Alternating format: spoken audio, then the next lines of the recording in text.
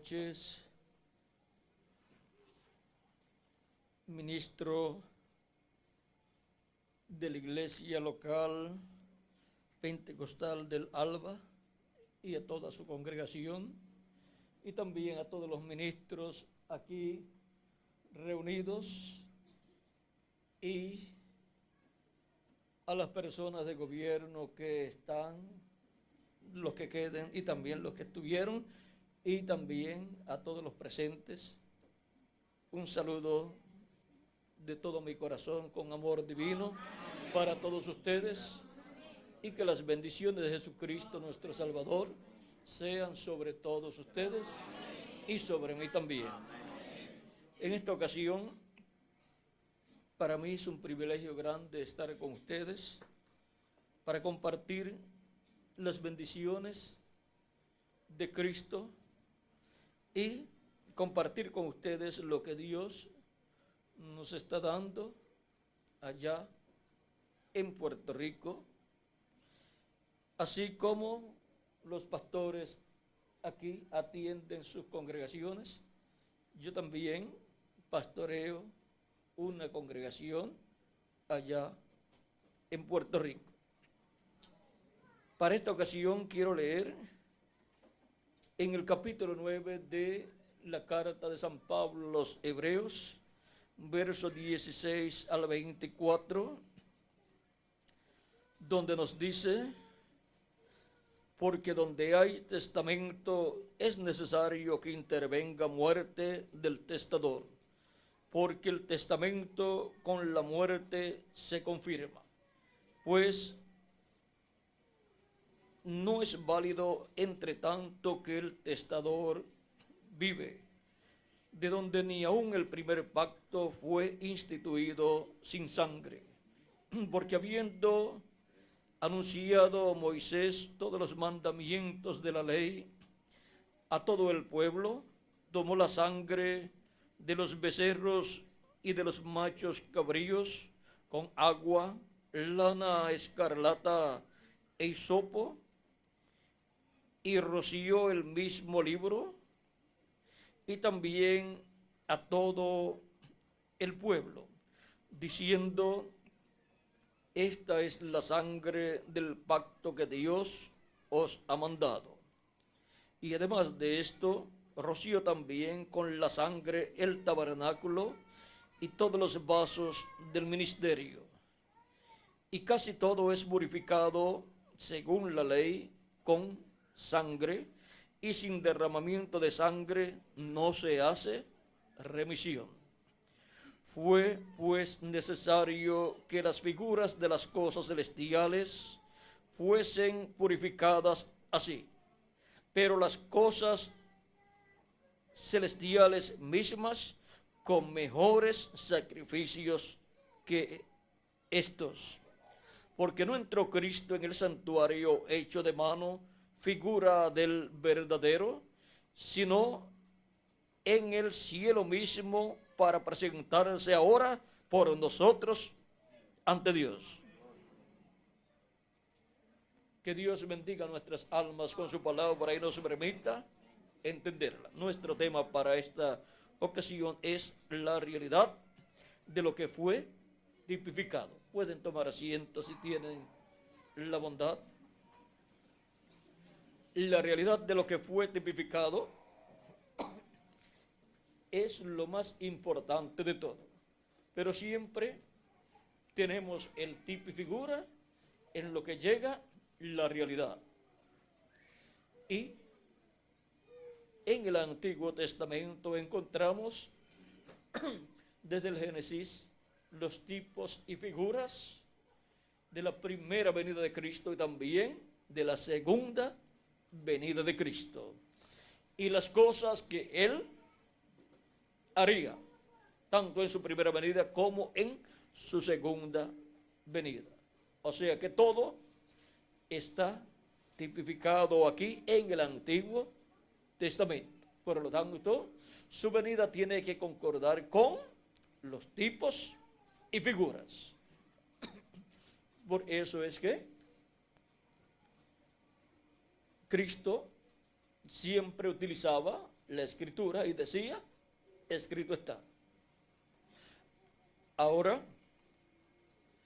desde que el ser humano cayó en el huerto del Edén, encontramos, por ejemplo, el tipo y figura de la venida de Cristo en la simiente de la mujer que fue prometida, que vendría y que heriría al enemigo en la cabeza, como dice Génesis capítulo 3, verso 15, y pondré enemistad entre ti, o sea, está hablándole a la serpiente, pondré enemistad entre ti y la mujer, y entre tu simiente y la simiente suya. O sea, la simiente de la mujer que viene a ser un hombre. Y entre tu simiente y la simiente suya. Esta te herirá en la cabeza y tú le herirás en el calcañar. Vean, en ese solo pasaje, en ese solo verso, está hablando de la venida del Mesías y que vendrá por medio de una mujer. Luego, a través del profeta Isaías, dio más luz y dijo que sería una virgen. La virgen concebirá y dará a luz un hijo y se llamará su nombre Emmanuel. ¿Y por qué cuando fue a nacer Jesús y el arcángel Gabriel le apareció a la Virgen María, no le dijo, como la escritura dice que le pondrás por nombre, se llamará Emmanuel, le tienes que poner Emmanuel? Más bien le dijo, le pondrás por nombre Jesús, porque Emmanuel lo que significa es Dios con nosotros. Y la primera venida de Cristo es Dios con nosotros visitando al ser humano, porque Jesús estaba Dios en toda su plenitud manifestado. Era el verbo hecho carne, y el verbo era con Dios y era Dios, y se hizo carne y habitó entre nosotros. Era la manifestación plena de la divinidad. En los demás profetas Dios se había manifestado en una porción, pero en Jesús se manifestó en toda su plenitud. Y ahora vean cómo en este pasaje, un solo verso, tenemos la promesa de la venida del Mesías, tenemos la promesa que será por medio de una mujer, y nos dice que va a herir al diablo en la cabeza cuando Dios habla así, diciéndole a la serpiente que la serpiente lo herirá en el calcañar, pero la simiente de la mujer, el Mesías, herirá a la serpiente en la cabeza. Y ahora, en la cruz del Calvario, esto fue realizado. Vean cómo en un pasaje tan pequeño se nos habla una profecía tan abarcadora. Luego se nos dio más luz a través de los demás profetas. Ahora, vean ustedes cómo viene más luz de etapa en etapa. Dios dice en Oseas capítulo 11, verso 9 al 10, pero yo soy Jehová tu Dios desde la tierra de Egipto. Aún te haré morar en tiendas como en los días de la fiesta. Y he hablado a los profetas y aumenté la profecía. ¿Cómo Dios aumenta la profecía? Hablando por medio de sus profetas, porque no hará nada del Señor Jehová sin que antes revele sus secretos. ¿A quiénes? A sus siervos, sus profetas, dice Amós capítulo 3, verso 7. Y por medio de los profetas usé parábolas.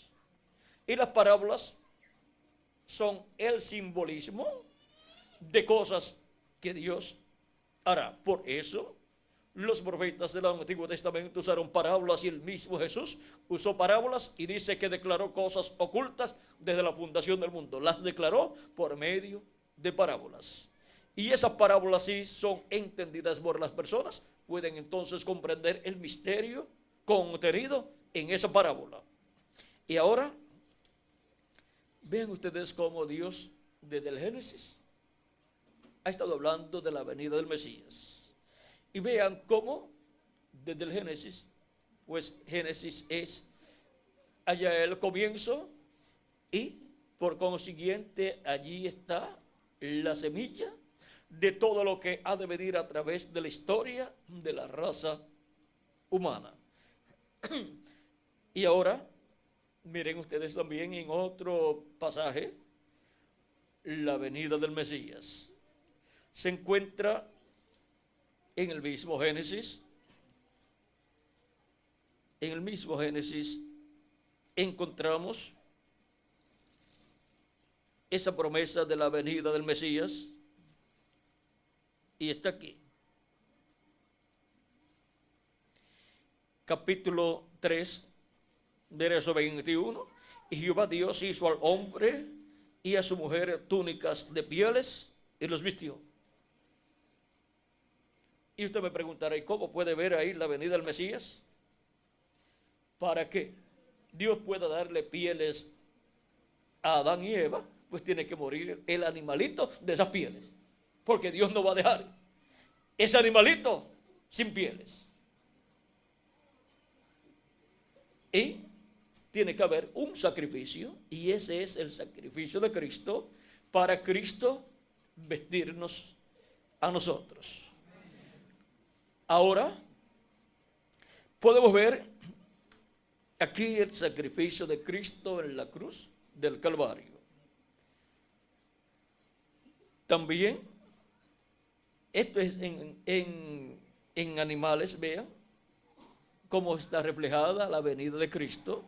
Les mostré también la venida de Cristo como el Hijo, como una persona, como el hijo de una mujer. Y luego por Isaías capítulo 7, verso 14, vimos que era una mujer virgen, una joven virgen. Y luego, cuando nos habla el profeta Miqueas en el capítulo 5, verso 2, nos muestra que tiene que ser de Belén, de Judea. Y también Isaías capítulo 11 nos habla que es del tronco de Isaí, el retoño vástago que nacerá, que surgirá. Y ahora vean ustedes cómo de etapa en etapa Dios va dando más luz, o sea, va aumentando la profecía.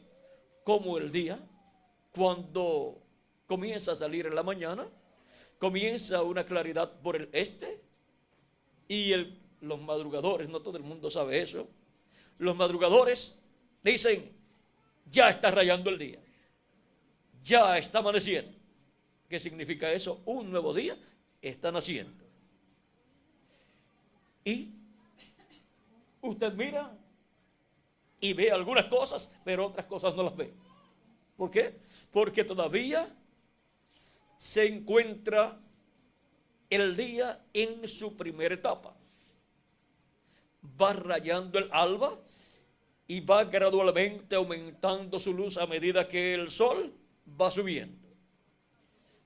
Y es así la venida del Señor para el pueblo hebreo. Así está prometida para el pueblo hebreo en Oseas capítulo 6. Vamos a ver en Oseas capítulo 6 esa promesa que el pueblo hebreo está esperando ver cumplida muy pronto. Verso 1 y adelante dice, venid y volvamos a Jehová, porque Él arrebató y nos curará, hirió y nos vendará. Todo este tiempo de 2000 años aproximadamente, en el cual ha estado sufriendo el pueblo hebreo, es el cumplimiento de esta profecía en una forma más amplia, en adición a lo que ya sufrió antes de Cristo. Nos dará vida después de 2 días. En el tercer día nos resucitará y viviremos delante de Él. Y ahora, ¿cuál es el tercer día? No es un día literal, porque un día delante del Señor es como 1000 años para los seres humanos, y 1000 años de los seres humanos como un día delante del Señor. En Segunda de Pedro capítulo 3 verso 8 dice, porque un día delante del Señor es como 1000 años y 1000 años como un día. Y Pedro dice que es algo que no podemos ignorar. Vamos a leerlo para que ustedes vean cómo Pedro ahí acentúa que no puede ser esto ignorado.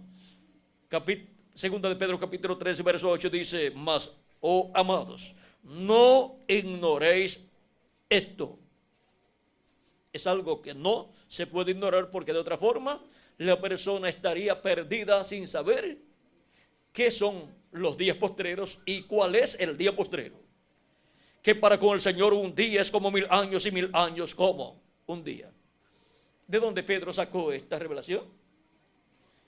El profeta Moisés lo dijo en el Salmo 90, verso 4. Y Moisés escribió algún salmo, búsquelo y verá que dice que ese salmo es de Moisés. Ahora, las palabras que habló San Pablo en su carta a los Hebreos en el capítulo 1 toman ahora sentido para nosotros cuando Pablo dice, el apóstol: Dios, habiendo hablado muchas veces y de muchas maneras en otro tiempo los padres por los profetas. ¿Ven que concuerda en que es por medio de los profetas que Dios ha hablado? En estos postreros días nos ha hablado por el Hijo. ¿Cuándo dice que ha hablado por el Hijo? En estos postreros días, dice San Pablo, viviendo 2000 años atrás.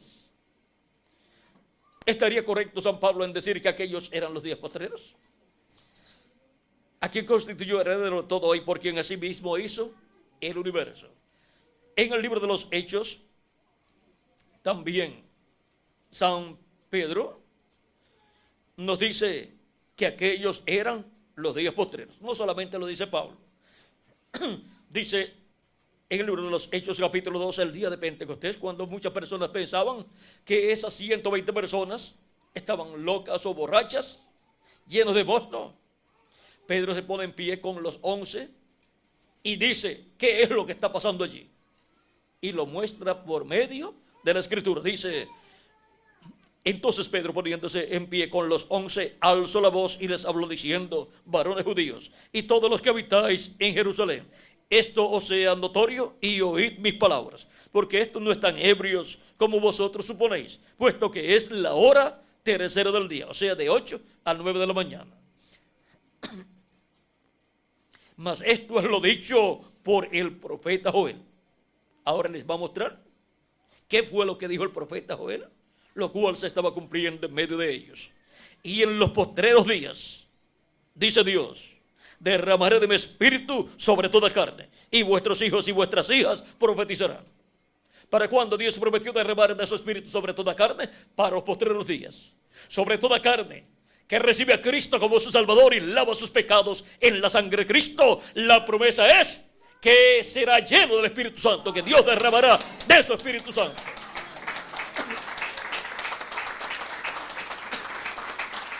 O sea que es sobre toda carne que recibe a Cristo como su Salvador.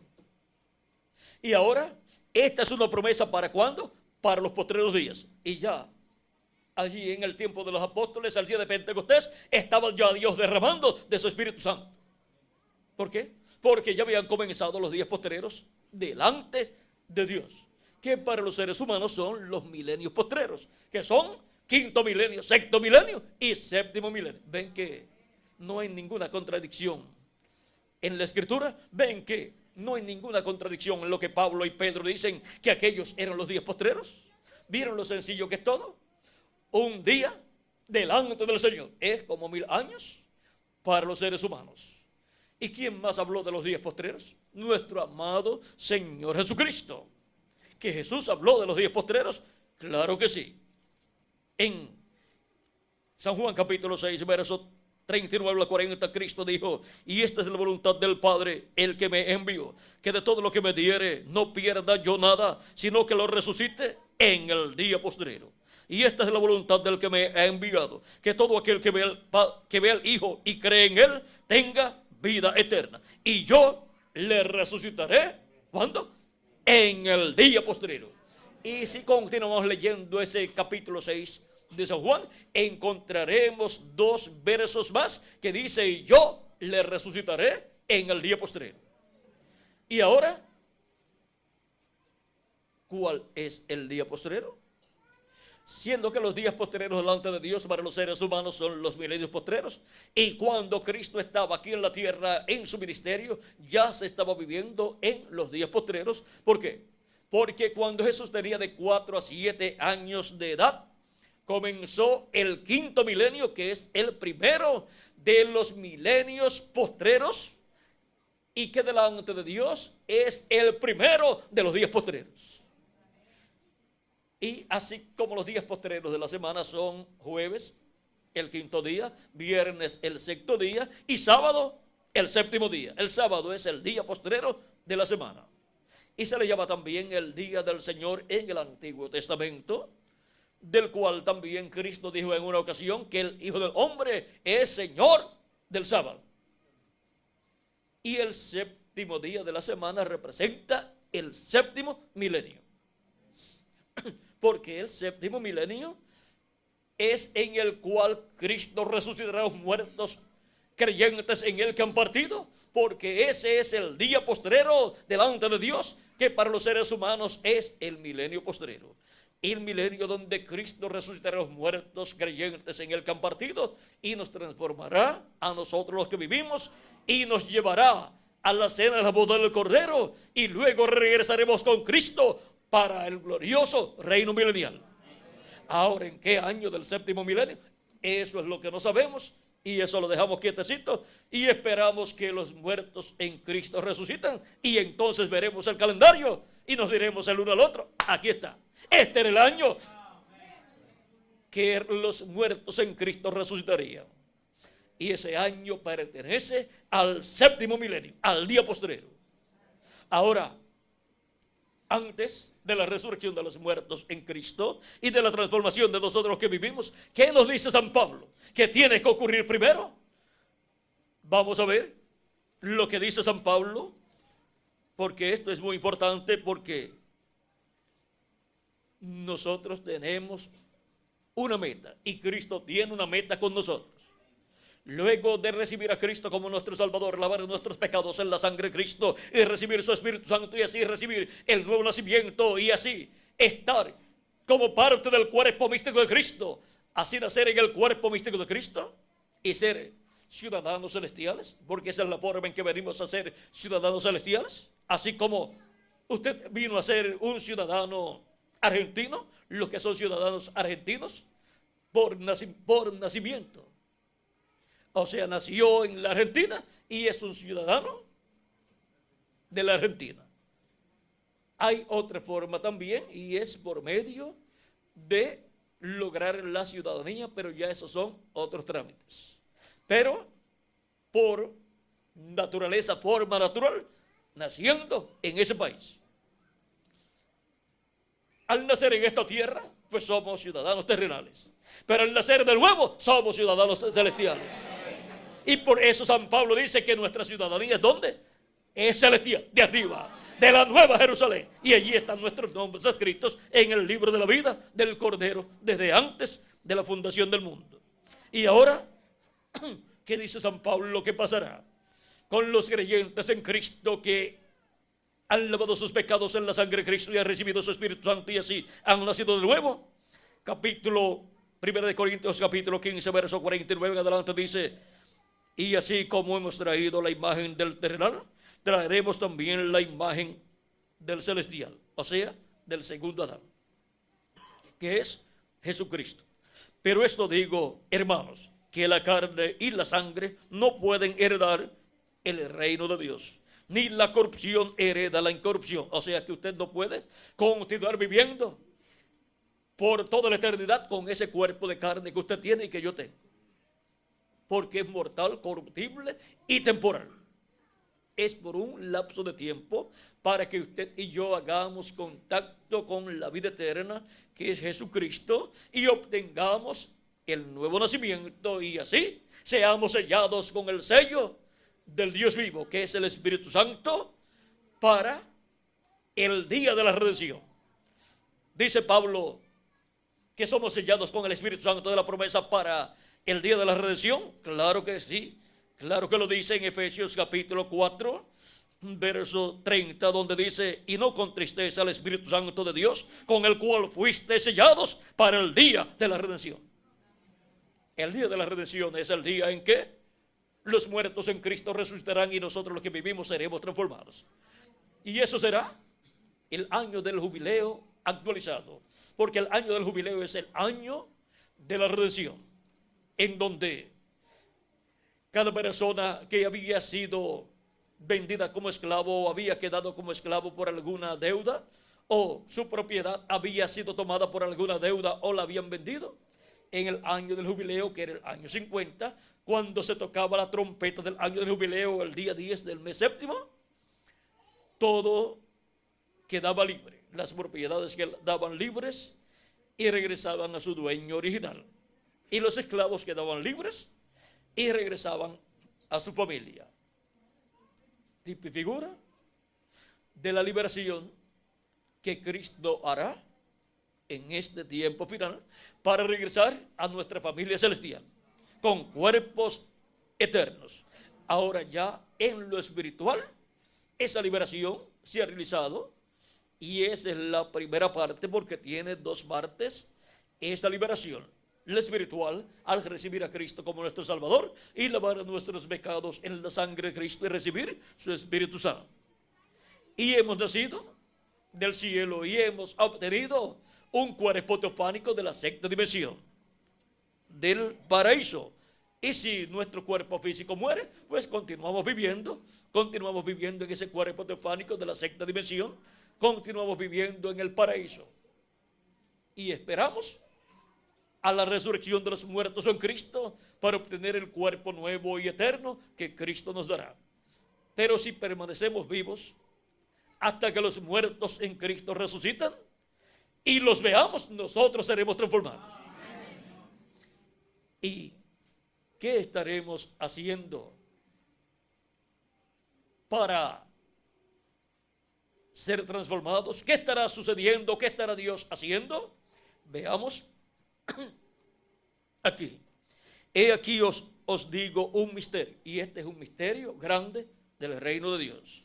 No todos dormiremos, o sea que no todos vamos a morir. Dice no dormiremos, ¿por qué? Porque los santos no mueren, sino que duerme su cuerpo físico, pero él está en el paraíso. Es igual que cuando usted se acuesta en la cama a dormir, usted no está muerto, sino que duerme, y su alma y su espíritu están viajando, está soñando, pero luego es despertado. Como cuando Cristo fue a despertar a Lázaro, dijo: Lázaro, nuestro amigo, duerme, voy a despertar. Ellos pensaron que hablaba del sueño físico, pero era que había partido, su cuerpo físico había muerto, y ahora Cristo lo iba a despertar. Y eso es figura de la resurrección de los muertos en Cristo para el día postrero. En Lázaro, su amigo, Cristo representó lo que él hará con todos los muertos en Cristo en el día postrero. Y ahora Cristo, siendo el que va a llevar a cabo la resurrección, está poniendo el fundamento, la base en tipos y figuras de lo que él hará en el día postrero. Y él mostró allí que tiene poder para resucitar a un hombre que ya estaba en estado de corrupción, había comenzado la corrupción. Marta le dice, cuando Jesús dice: quiten la piedra, quitad la piedra, Marta dice: ya lleva 4 días, ya es de 4 días. Pero para Jesucristo, ya lleve un día, lleve 2, 3, lleve 4, lleve 20, lleve 100 años, lleve 1000 años, lleve 2000 años, para Cristo es lo mismo. Él es la resurrección y la vida. Y el que cree en Cristo, aunque esté muerto, vivirá. No hay ningún problema. Ahora Él nos dará un cuerpo nuevo, conforme a su promesa. Ahora, no todos dormiremos, o sea, no todos vamos a morir. Va a haber un grupo de personas que estará vivo aquí en la tierra y que será transformado sin ver muerte. Y vamos a ver qué estará haciendo y qué estará escuchando ese grupo de personas? Dice, en un momento, vamos a ver, pero todos seremos transformados. En un momento, en un abrir y cerrar de ojos, a la final trompeta. ¿Cuándo seremos transformados? Los que vivimos y los muertos en Cristo resucitados, a la final trompeta. Guarden eso en sus corazones y en sus mentes, porque para ser transformados los que vivimos, estaremos escuchando esa trompeta final. Y vamos a ver dentro de unos momentos qué es esa trompeta final. Porque se tocará la trompeta y los muertos serán resucitados incorruptibles. Y nosotros seremos transformados. Primero son resucitados en cuerpos incorruptibles los santos que han partido. Y nosotros seremos transformados y tendremos el cuerpo incorruptible también. Un cuerpo eterno, un cuerpo inmortal, incorruptible y glorificado, jovencito, para toda la eternidad. Porque es necesario que esto corruptible se vista de incorrupción y esto mortal se vista de inmortalidad. Es necesario para poder ir con Cristo a la cena de la boda del Cordero y para reinar con Cristo por el milenio y por toda la eternidad como reyes y sacerdotes.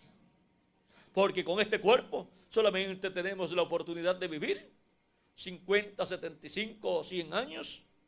Ya de los 70 años en adelante ya da bastante trabajo para continuar viviendo, pero se vive. Pero ya si uno llega a 100, ya hay que estar ayudándole a alguien que no se vaya a caer, porque ya los huesos de esa persona, si se cae, se pueden partir, y si se fracturan los huesos, ¿quién los va a pegar? ¿Cómo se van a pegar esos huesos que ya están en una edad muy avanzada? O sea que después tendría muchísimos problemas. Ahora, ese es el cuerpo que nosotros tenemos, el cual es mortal, corruptible y temporal. Y tenemos que cuidarlo para que nos dure lo más posible y para que nos dure en la mejor condición posible. Hay algunos que se quejan de problemas en su cuerpo y algunas veces no han tratado muy bien su cuerpo y después se quejan, pues está cosechando lo que sembró. Cuide su cuerpo, porque vivir en ese cuerpo que usted tiene es un privilegio que Dios le ha dado, para que tenga la oportunidad de hacer contacto con la vida eterna y pueda vivir por toda la eternidad en un nuevo cuerpo que Él nos dará. ¿Y por qué nos ha dado este, que es para un tiempo nada más, y después nos dará el nuevo, el que es eterno? Esa es la forma correcta. Porque el que es fiel en lo poco, será fiel en lo mucho. Y el que no es fiel en lo poco, no será fiel en lo mucho. Y si nos diera el cuerpo eterno primero, los que son fieles en lo poco, pues serían fieles en ese cuerpo eterno. Pero los que son infieles, que no sirven a Cristo en lo poco, en el cuerpo mortal, corruptible y temporal, tampoco servirían a Cristo en el cuerpo eterno y vivirían por toda la eternidad. ¿Y para qué Cristo quiere una persona viviendo por toda la eternidad que no le sirve? Es un estorbo en el reino de Dios, en el glorioso reino milenial y en la eternidad. Y más bien serían enemigos de Cristo. Ahora, vean ustedes el privilegio que tenemos al vivir en este cuerpo primero. Lo temporal es primero y lo eterno después. Si lo eterno fuera primero, pues después lo temporal, ¿para qué venir? No podría venir lo temporal. Ahora, nosotros estamos pasando por este planeta Tierra en estos cuerpos mortales como el pueblo hebreo. Al salir de Egipto, al ser libertado, pasó por el desierto por 40 años. Para Dios probarlos y les hizo sentir hambre y les hizo tener necesidades y tuvieron problemas. Para Dios probarlos y saber lo que había en el corazón de cada uno de ellos y si habían de servir a Dios o no habían de servir a Dios en la tierra prometida. Eso está en Deuteronomio capítulo 8, verso 1 al 8. Y Dios ahí muestra que no solamente de pan vivir el hombre, sino de toda palabra que sale de la boca de Dios. Por eso la persona tiene que agarrarse bien de la palabra de Dios y vivir los días que Dios le ha dado para vivir aquí en la tierra, que son pocos, pero si los aprovecha bien, esos pocos días le serán de beneficio para vivir luego por toda la eternidad. Y algunas personas piensan que esta vida es la única que hay. Pero no es así. Después de esta vida en este cuerpo mortal, la persona sigue viviendo en su espíritu, que es un cuerpo de otra dimensión. Si no sirvió a Cristo, pasa a la quinta dimensión, que es el infierno.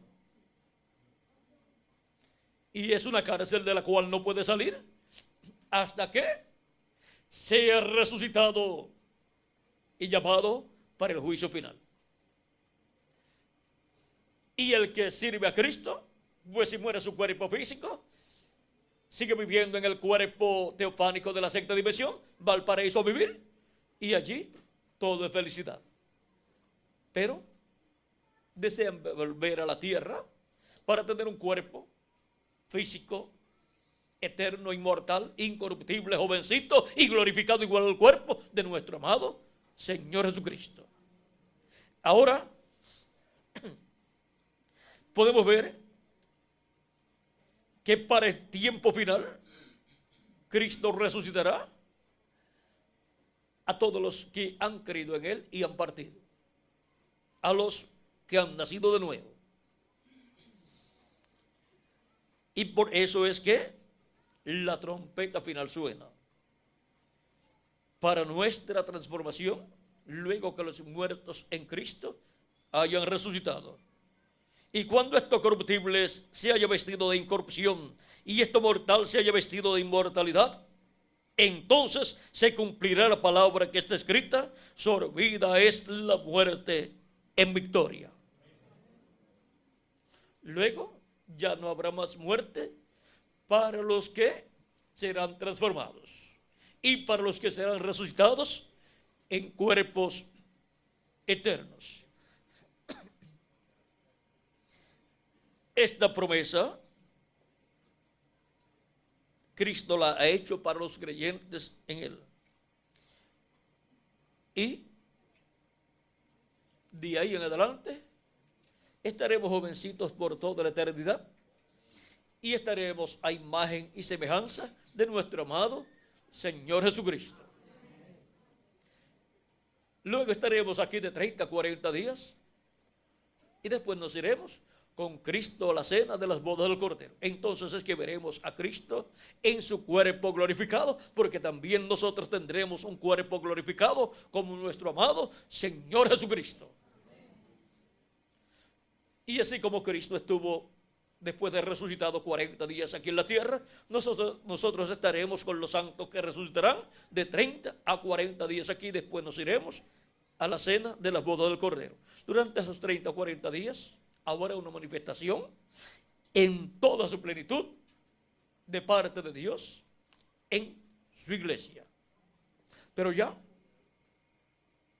los escogidos, los elegidos, los que han nacido de nuevo, ya habrán recibido su transformación.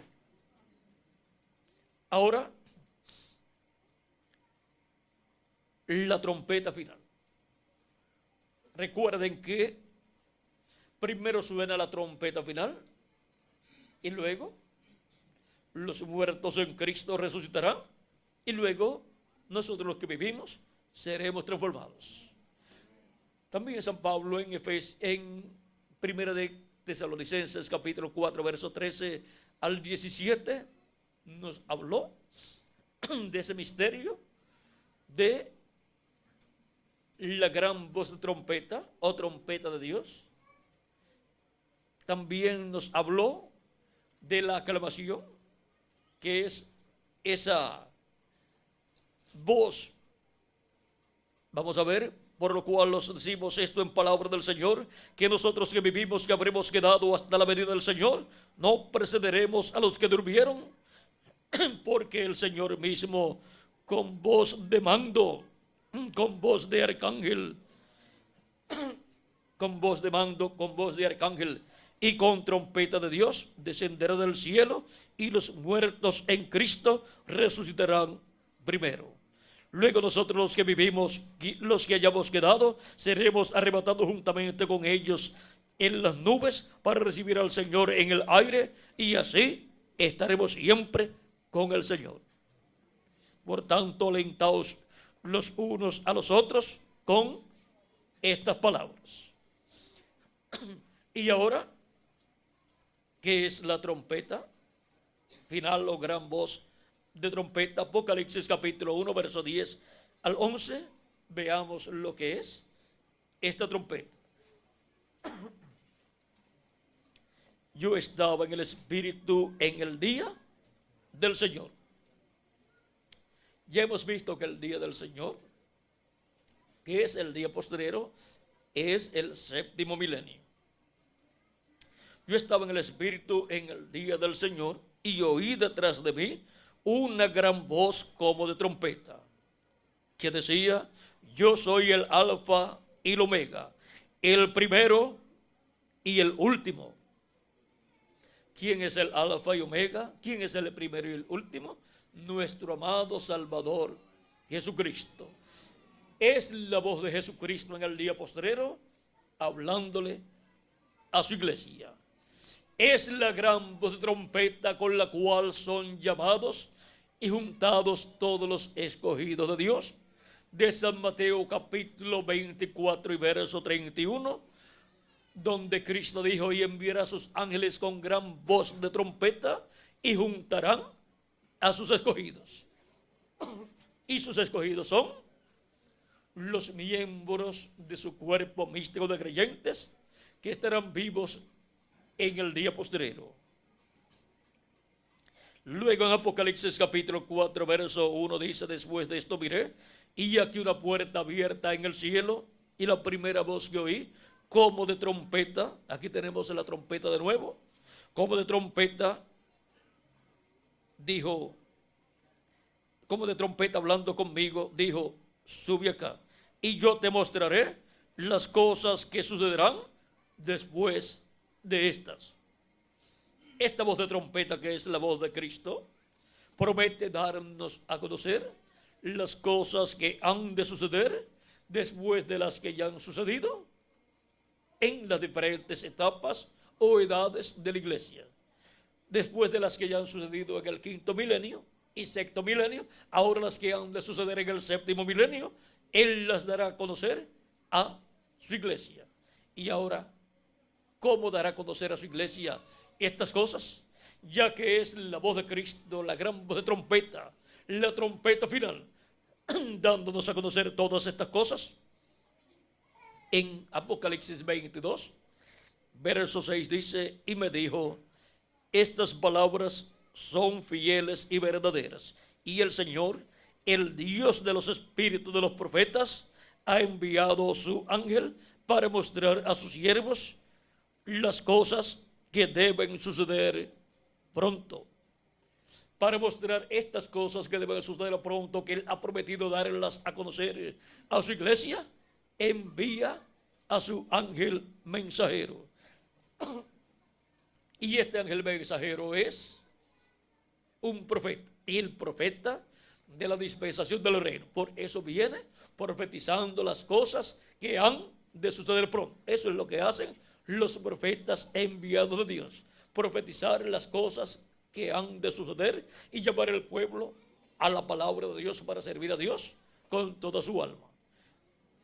En Apocalipsis 22, versos 16, dice el mismo Cristo: yo, Jesús, he enviado mi ángel para daros testimonio de estas cosas en las iglesias. Él ha enviado para dar testimonio de estas cosas en las iglesias, para todas las iglesias. Es el ángel del Señor Jesucristo, enviado por Jesucristo, el mismo ángel que Jesucristo le envió al apóstol San Juan para darle la revelación del libro del Apocalipsis en esta forma simbólica. Y el ángel del Señor Jesucristo vendrá dando testimonio de estas cosas, dándole testimonio de estas cosas a la iglesia de Jesucristo en este tiempo final. Estas cosas que ya están aquí en el libro del Apocalipsis, en estos símbolos, esas son las cosas que serán abiertas a la iglesia de Jesucristo para así conocer las cosas que han de suceder en este tiempo final y ver también las cosas que ya han sucedido durante estos 2000 años que han transcurrido de Cristo hacia acá. Ahora hemos visto lo que es la trompeta final o gran voz de trompeta. Y hemos visto que está representada, simbolizada, reflejada en la trompeta del año del jubileo de Levítico capítulo 25, verso 8 al 13. Y está representada en la trompeta que se sonó y luego se sonaba en cada ocasión en que José, el hijo de Jacob, allá en Egipto, cuando él salía del trono, cuando él salía del palacio del rey, se tocaba esa trompeta y toda persona tenía que doblar su rodilla al pasar José. Y esa es la trompeta final que anunciaba allá en tipo y figura la venida de José. Cuando sonaba esa trompeta, todo el mundo sabía que José estaba viniendo. Y toda persona tenía que dejar de hacer lo que estaba haciendo para inclinar su rodilla delante de José. Y toda rodilla se doblará, dice la Escritura, delante de Cristo. En la segunda venida de Cristo, ahí esa promesa estará siendo cumplida.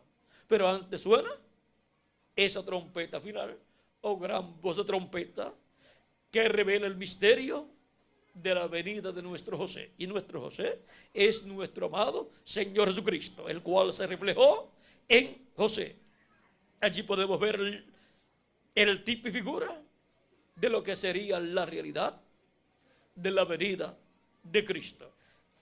En José se reflejó la primera venida y la segunda venida de Cristo. José siendo aborrecido por sus hermanos y vendido, echado primero a una cisterna. Eso habla de Cristo siendo rechazado por el pueblo hebreo y odiado, y luego a petición del pueblo hebreo crucificado por el imperio romano.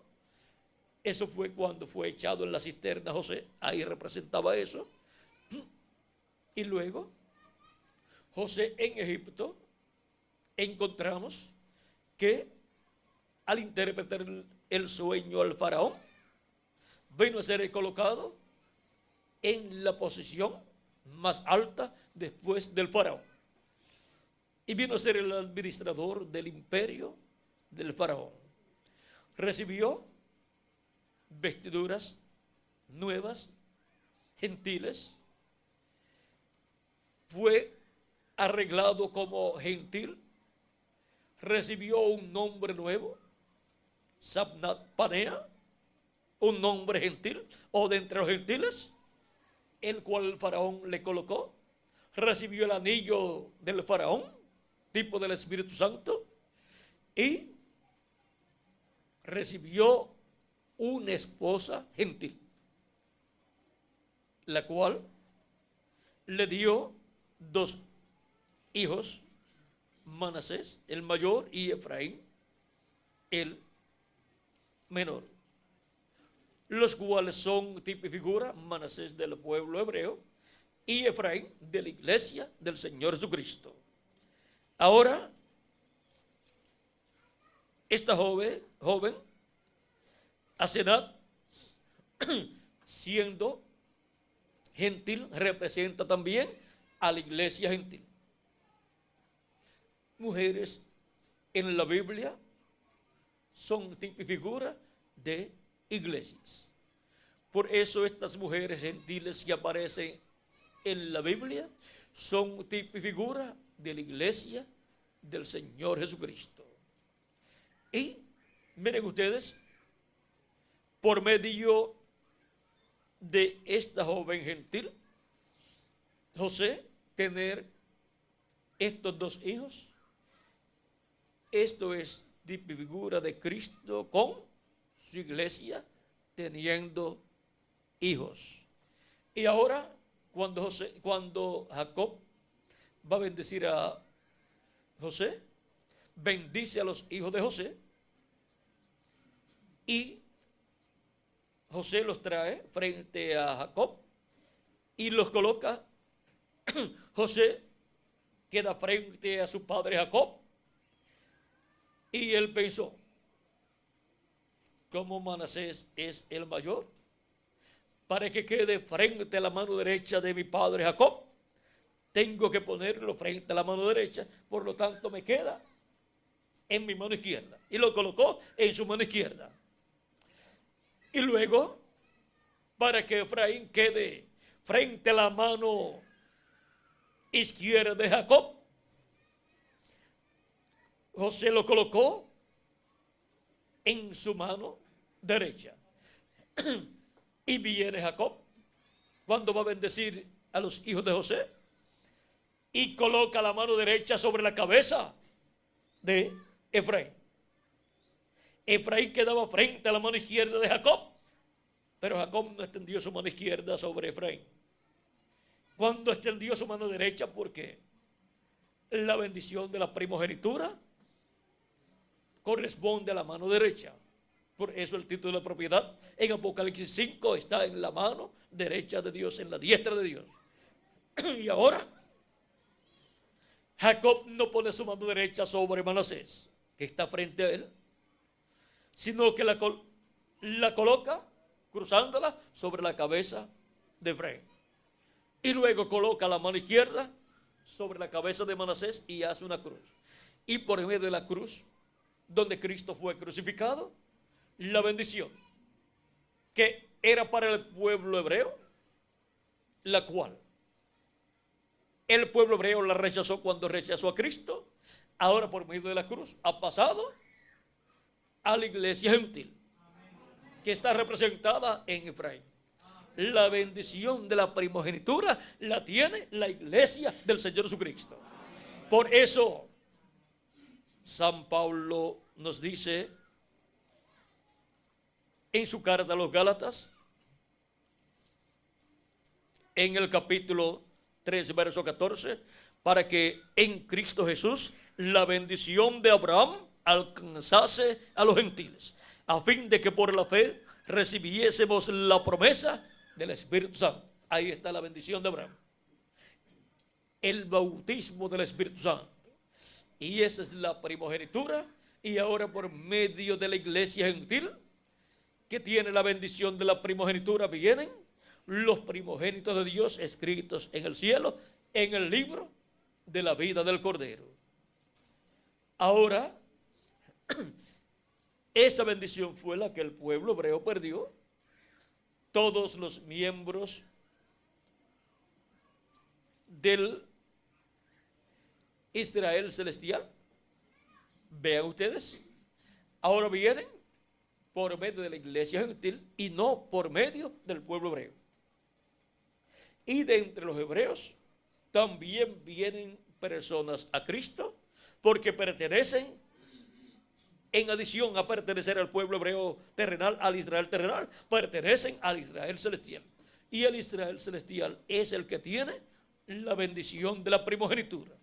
El Israel celestial es el que tiene el Espíritu Santo. La iglesia del Señor Jesucristo es la que tiene el Espíritu Santo en su medio, produciendo el nuevo nacimiento de todos los creyentes en nuestro amado Señor Jesucristo. Y ahora se cumple lo que está en Oseas, lo cual San Pablo cita. Y ahora, donde Dios había dicho la no amada, ahora por medio de la no amada, que son los gentiles, ahora Dios trae hijos e hijas de Dios. Vean, en Romanos capítulo 9, verso 25 al 26 dice, como también en Oseas dice, llamaré pueblo mío al que no era mi pueblo, y a la no amada, amada. Y en el lugar donde se les dijo, vosotros no sois pueblo mío, allí serán llamados hijos del Dios viviente. Y ahora los hijos del Dios viviente, vean dónde están naciendo. Entre los gentiles, en medio de la iglesia gentil, en medio de la iglesia del Señor Jesucristo. Y ese es un misterio grande, pero vean lo sencillo que es. Ahora, las almas de todos los hijos e hijas de Dios que vienen del cielo, vienen de la dimensión de Dios, ahora son manifestados en medio de la iglesia de Jesucristo por medio del nuevo nacimiento y son sellados con el Espíritu Santo. Y comienza así esa obra de redención, comienza así esa nueva creación que es lo que tiene valor, según nos dice San Pablo en Efesios capítulo 6, verso 15, donde dice, porque en Cristo Jesús ni la circuncisión vale nada, ni la incircuncisión, sino una nueva creación. Y es una nueva creación lo que nuestro amado Señor Jesucristo está realizando. Porque la antigua creación que comenzó con Adán cayó y entró la muerte a esa antigua creación. Pero ahora Cristo es el segundo Adán. Y por medio del segundo Adán, todos somos vivificados. Entramos a vida eterna y así una nueva creación se está llevando a cabo. Por eso cuando la persona cree en Cristo como nuestro Salvador y lava sus pecados en su sangre, recibe su Espíritu Santo, recibe un cuerpo celestial, un cuerpo teofánico de la sexta dimensión, igual al cuerpo teofánico de Jesucristo. Y en el día postrero, Cristo resucitará a los muertos en Cristo que han dormido y nos transformará a nosotros y nos dará el cuerpo físico. Y así tendremos el cuerpo físico eterno, inmortal, incorruptible y glorificado igual al cuerpo de Jesús y también al cuerpo teofánico de la sexta dimensión. Y así seremos plenamente a imagen. Esa es la teofanía, cuerpo teofánico, cuerpo angelical del paraíso de la sexta dimensión, igual al cuerpo de los ángeles. Eso es la semejanza y esa es la imagen. Y a su semejanza la forma física de Jesús, ese cuerpo que Él tiene, ese cuerpo glorificado, así seremos todos nosotros. Ahora ven la bendición tan grande que Cristo tiene para usted y para mí. Y ven cómo todo ha sido reflejado, tipificado en el Antiguo Testamento. Y ahora por medio del sacrificio de Cristo entramos a su programa de redención. Porque sin derramamiento de sangre no se hace remisión. Ninguna persona puede quitarse sus pecados. Solamente la sangre de Jesucristo nos limpia de todo pecado. No busque otra cosa, porque no la hay. Y ahora todos los sacrificios que se efectuaron en el Antiguo Testamento de animalitos ya no hacen falta. ¿Por qué? Eran animalitos y sacrificios y sangre que no era perfecto. Era algo que era tipo y figura de lo que vendría más adelante, de algo perfecto que vendría más adelante. Por eso necesitaban diferentes sacrificios y tenían que estarlos realizando cada vez. Por ejemplo, el de la Pascua, el cordero pascual era sacrificado la víspera de la Pascua una vez al año.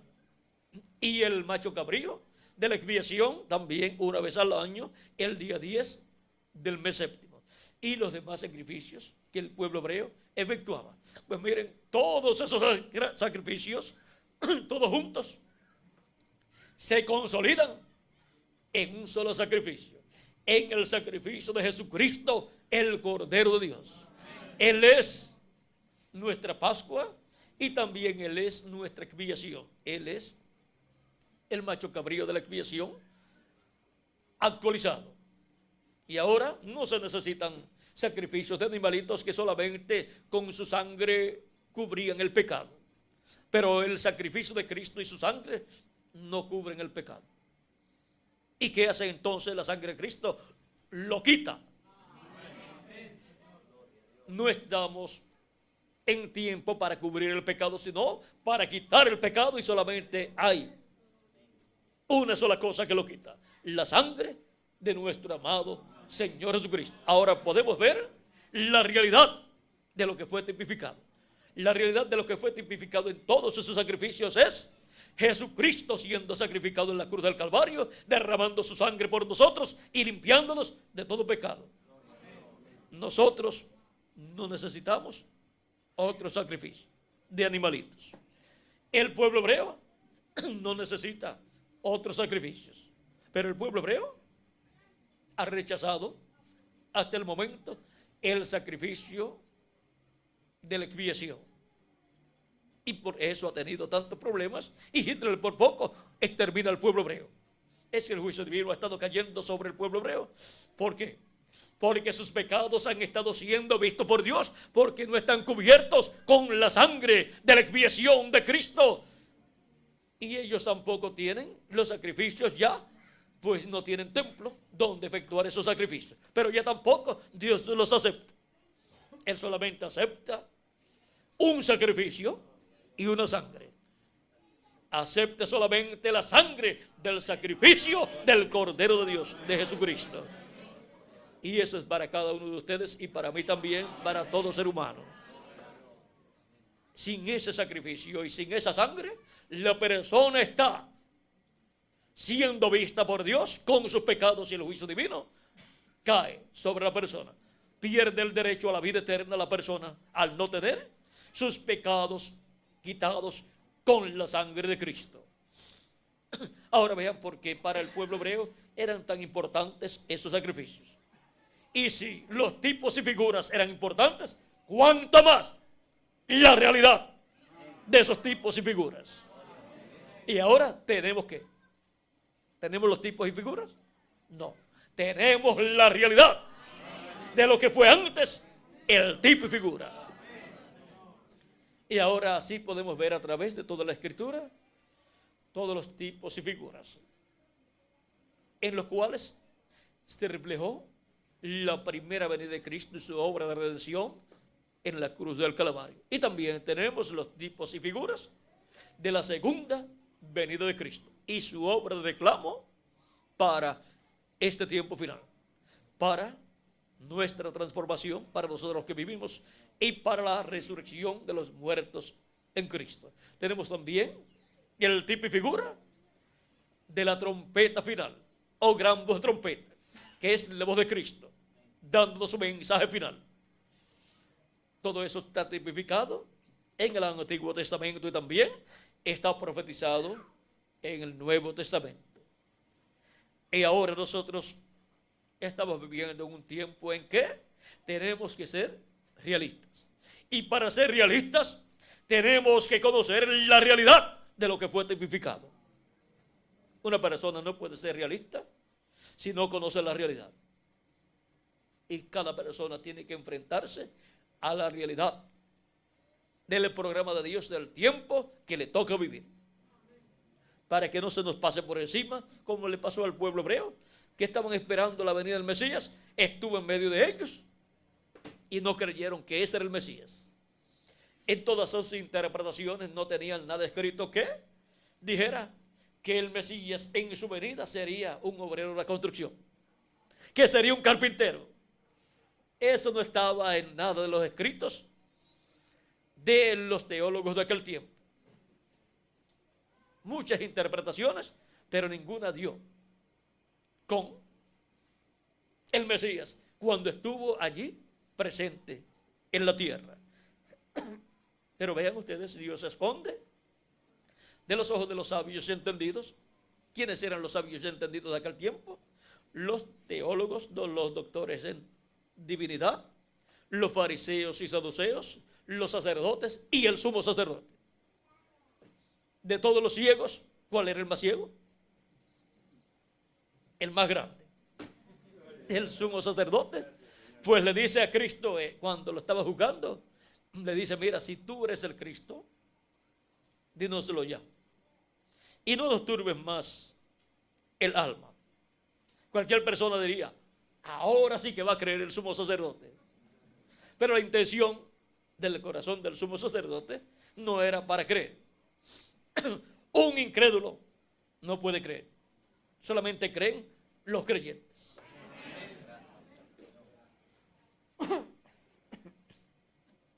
Miren la pregunta aquí. Capítulo 26, verso 63 en adelante dice: más Jesús callaba. Cuando lo estaban acusando, más Jesús callaba. Entonces el sumo sacerdote le dijo: te conjuro por el Dios viviente, que nos digas si eres tú el Cristo, el Hijo de Dios. O sea que lo está colocando bajo juramento, que hable bajo juramento la verdad. Jesús le dijo: tú lo has dicho. Y además de esto, tú lo has dicho. Y además os digo que desde ahora veréis al Hijo del Hombre sentado a la diestra del poder de Dios y viniendo en las nubes del cielo. Entonces el sumo sacerdote rasgó sus vestiduras, lo cual no podía ser, diciendo: ha blasfemado. En vez de decir: por fin nos dice abiertamente a todos juntos aquí, al gran concilio del Sanedrín, nos dice la verdad. Nos dice que Él es el hombre. Hay algunas personas que quieren saber quién es el hombre, pero no con buenas intenciones, sino para condenarlo. Y uno de ellos era el sumo sacerdote. Siempre estamos buscando una causa para matarlo.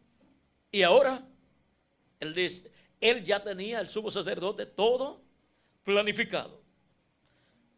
Miren, eso lo muestra el capítulo 11 del Evangelio según San Juan, verso 47 en adelante, donde dice: entonces los principales sacerdotes y los fariseos reunieron el concilio, o sea, el concilio del Sanedrín, y dijeron: ¿qué haremos? Pues porque este hombre hace muchas señales. Si le dejamos así, todos creerán en él. Estaban celosos. En vez de unirse a Cristo, se pusieron en contra. Y vendrán los romanos y destruirán nuestro lugar santo y nuestra nación. Y lo que ellos temían, después le vino. No porque dejaron a Cristo, sino porque lo rechazaron. Por cuando no conocieron el tiempo de su visitación, les vino la destrucción de Jerusalén y del templo. San Lucas capítulo 19, verso 42 en adelante.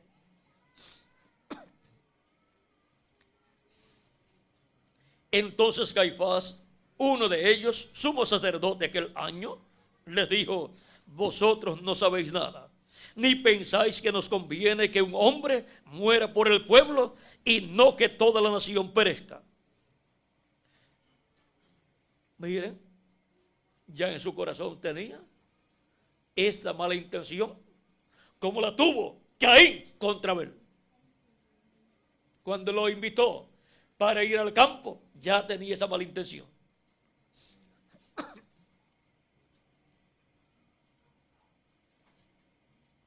Y no solamente por la nación, sino que también para congregar en uno a los hijos de Dios que estaban dispersos. Ahora miren, Cristo muere no solamente por la nación hebrea. Con la muerte de Cristo viene la redención para la nación hebrea, pero muere también por todos los hijos e hijas de Dios, los primogénitos de Dios escritos en el cielo, para congregarlos en uno. Congregarlos en uno, en el cuerpo místico del Señor Jesucristo. Y ahora todo obró para bien. Todo obró para bien para nosotros. Y aunque el pueblo hebreo ha sufrido mucho, al final vendrá una bendición grande para el pueblo hebreo. Cuando haya entrado la plenitud de los gentiles, cuando haya entrado hasta el último de los escogidos del cuerpo místico de Cristo, o sea, de la iglesia de Jesucristo. Entonces, todo Israel será salvo, como está escrito, y vendrá de Sion el libertador que quitará de Jacob la impiedad. Dice San Pablo en Romanos capítulo 11, verso 25 al 29. Y esto lo tomó San Pablo de la profecía de Isaías capítulo 59, verso 17 al 22 o al 21.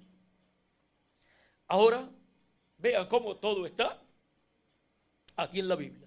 Todo está profetizado en tipos y figuras, en símbolos, en parábolas y así por el estilo. Solamente lo que necesitamos es que Dios nos abra las escrituras y nos muestre la realidad de lo que ha sido tipificado, y entonces nuestros ojos verán y nuestro corazón y nuestra mente entenderá. Y para que podamos obtener el conocimiento de todas estas cosas que deben suceder pronto en este tiempo final, en el día posterior, en el séptimo milenio, las cuales ya están aquí en la Escritura, profetizadas en el Antiguo Testamento y en el Nuevo Testamento y en el libro del Apocalipsis. Jesús dice: yo, Jesús, he enviado mi ángel para daros testimonio de estas cosas en las iglesias. Y así nos abre las Escrituras y entonces podemos entender todas estas cosas que deben suceder pronto en este tiempo final. ¿Cuántos sabían que los días postreros eran el quinto, sexto y séptimo milenio? No lo sabían, pero ya lo saben. ¿Cuántos sabían que el día posterior era el séptimo milenio? No lo sabían, pero ya lo saben. ¿Y vieron lo sencillo que era todo? Vieron que no había contradicción en lo que dijo San Pablo y en lo que dijo San Pedro. Y ahora hemos visto también lo que es la trompeta final o gran voz de trompeta. Hemos visto que es la gran voz de trompeta del Alfa y Omega, la voz de Cristo, nuestro amado Salvador, hablándonos y dándonos a conocer todas estas cosas que deben suceder pronto y llenándonos del conocimiento de su programa.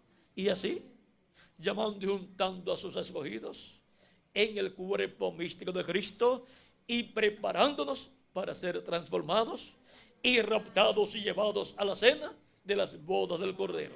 Para eso es la gran voz de trompeta, llamando y juntando a los escogidos. Para eso es la voz de Cristo, dándonos a conocer todas estas cosas que deben suceder pronto en este tiempo final.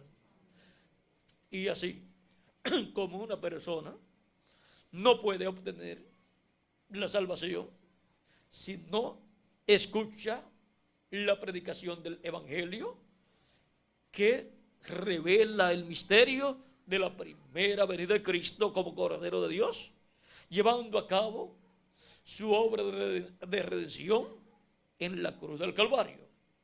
Si no recibe la revelación de ese misterio por medio del Evangelio, no puede recibir a Cristo como su Salvador y lavar sus pecados en la sangre de Cristo y recibir su Espíritu Santo y así recibir el nuevo nacimiento.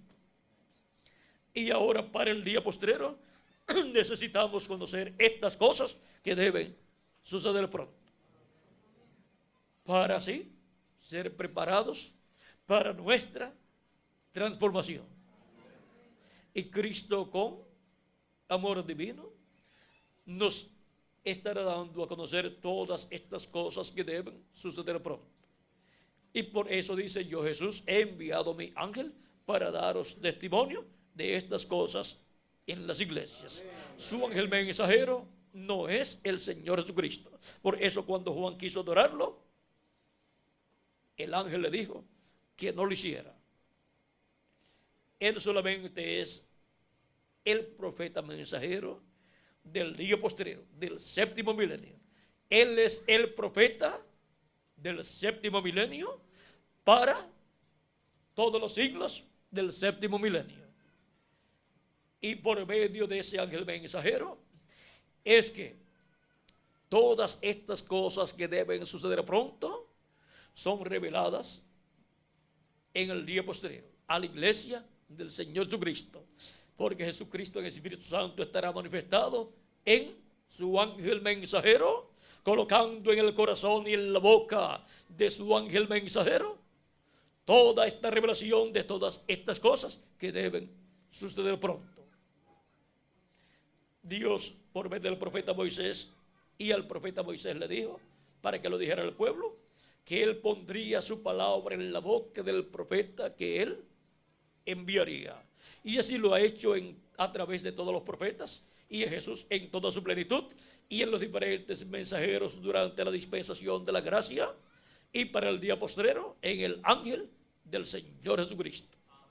Y él hablará esa palabra con amor divino para beneficio de toda la iglesia de Jesucristo, sin pelear con la gente, sin pelear con los creyentes, sino con amor divino, para que así todos sean preparados para la transformación, porque esa es la meta de Cristo, que todos lleguemos a ser a imagen y semejanza suya, que todos lleguemos a recibir la transformación si estamos vivos, o la resurrección si parte alguno de los creyentes en Cristo, y tengamos así el nuevo cuerpo y reinemos con Cristo por el milenio y por toda la eternidad.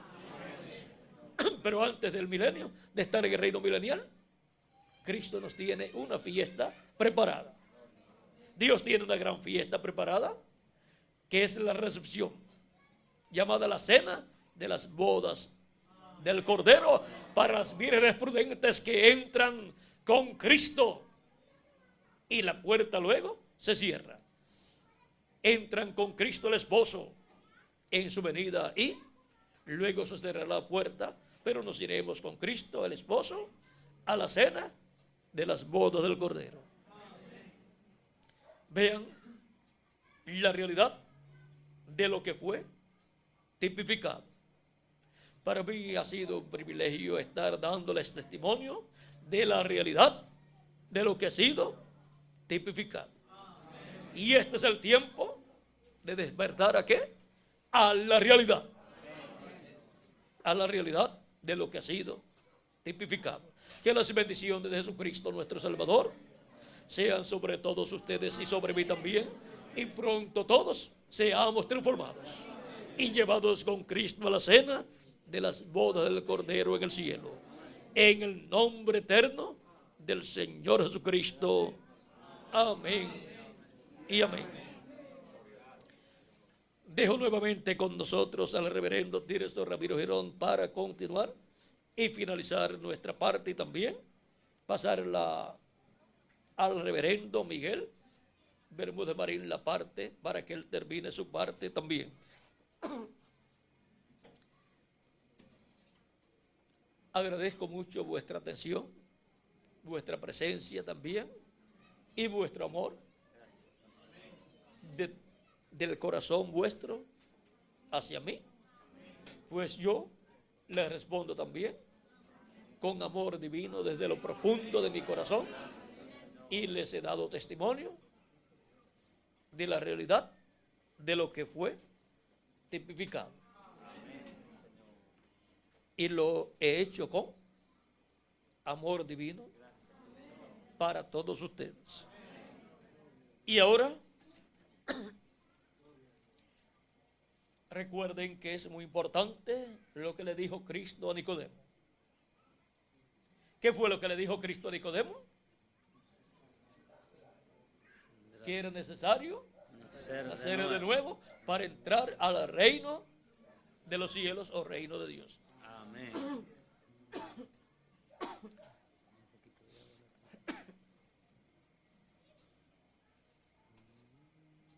Con el permiso de ustedes.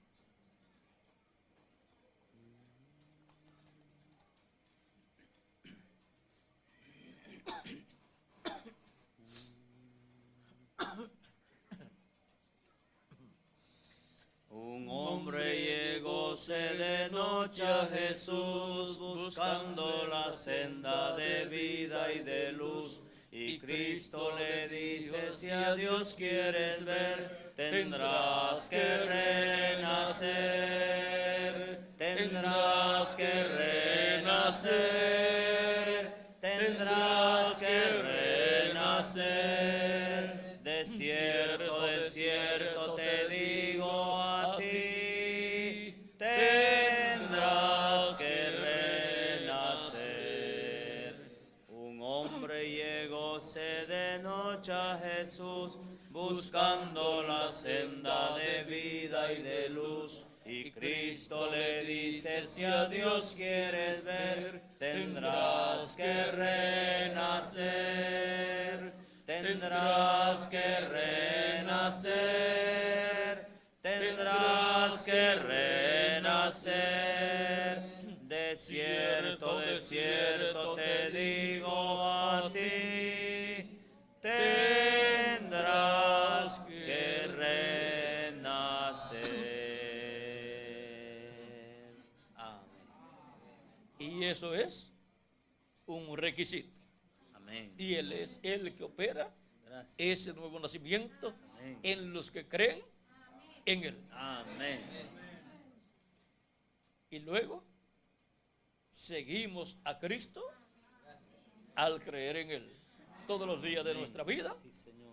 y por el milenio y por toda la eternidad seguiremos a nuestro amado Sí, Señor Señor. Jesucristo. Amén.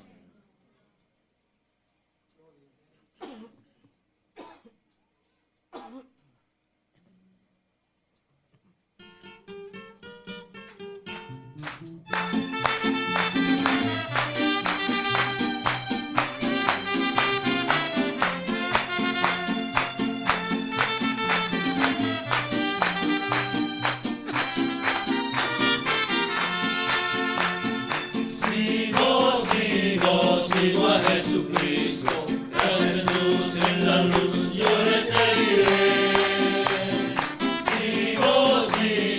Sigo a Jesucristo, donde quiera que Él me guíe seguiré. Sigo a Jesucristo, tras Jesús en la luz yo le seguiré. Sigo a Jesucristo, donde quiera que Él me guíe seguiré.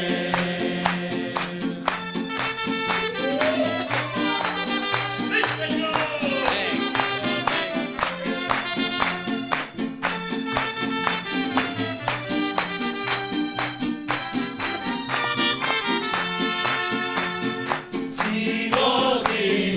Sigo a Jesucristo, tras Jesús en la luz yo le seguiré.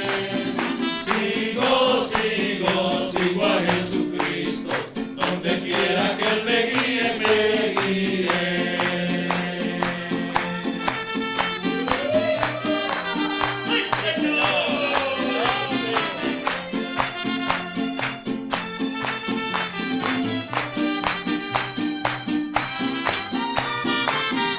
Amén. Amén. Dios le bendiga, hermano.